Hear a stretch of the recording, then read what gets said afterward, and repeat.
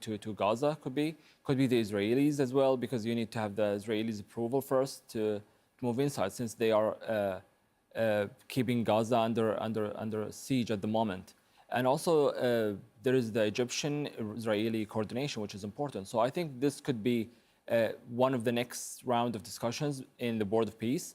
However, the conflict in Iran just stopping everything. And I'm currently, to be honest with you, James, I'm worried about the exhaustion of parties involved in the Board of Peace. We talk about Trump's plan has $17 billion, and we talk about $7 billion is coming mainly from the GCC countries, and $10 billion is coming from the US. But at the same time, the US is being exhausted at the war at the moment with almost nearly $1 billion per day, which is quite crazy. So this exhaustion could bring a lot of consequences on Gaza as well.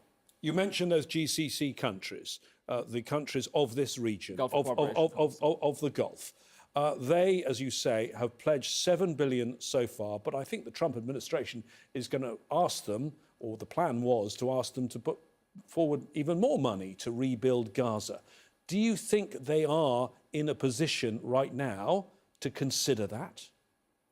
At the moment, I think the whole region desperately needs peace and needs stability. Good morning, but also good luck, again, with dealing with this Trump administration. We're now learning something which we already knew, real facts, which is there is no other country coming to the United States' aid in this war. Trump is reaching out to all these people that he dragged, that he talked crap about, and it's like, come on, join me over here. Don't nobody want to be a part of that. And not only that, let's just say you're the type of person that you feel like you're patriotic, we should be at war, we should be the strong arm of the world for representing America. But what you don't understand is a bare fact. Donald Trump is not a good representation for us on the world stage right now. And I don't care if you're MAGA or not. And that's just because of this Epstein shit, right? Even if he was talking shit to the countries that we need as allies, and even if, he was just being Donald, I think that a lot of countries could still see us as the United States and see us as a separate whole entity that has existed before Donald Trump, and I feel like they would support that. But right now, you're not just asking to support our war. You're asking to support a pedophile. Let that sink in. The representation of the United States right now is that this country is being led by a pedophile. All of the world has been affected by this Epstein scandal. People have lost their positions. Royalty has lost their titles. People have stepped down. People are just walking away. People are being indicted all over the world over this Epstein thing. He is the only orange bastard in the world that's sitting up there getting away with it. Like, oh, it don't matter. I'm in the files more times than you can count. But hey, I'm still good. Let's go to war. And the world is like, no, we not. We not fucking with you. Excuse my French. We don't fuck with pedophiles like that. And what I don't understand is why nobody's getting that. It's not a Democratic versus Republican thing anymore.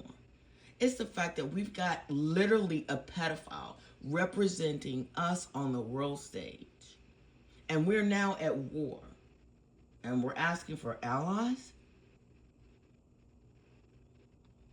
Keep in mind, what that means is that you're asking other people to sign on with what he does. And what he did. And what we know he to have done. And others to have done to these innocent children. And then dude's like, why don't you help me win this war? And everybody's like, damn, nigga, we hope you get killed in the bitch. We hope you be the main target. And no shade, I'm an American and I feel the same way. I feel like, why should we, have our sons and daughters, go over and fight this war that's meaningless for a pedophile? And I have much respect for the armed services. I was a Navy wife, so I know what that oath means. And I just feel like if I was a service member right now today, I would have a problem doing anything in the name of a pedophile. Does anybody else think about that when they think about the fact that we're at war and that no one will literally help us? Would you help a pedophile do anything?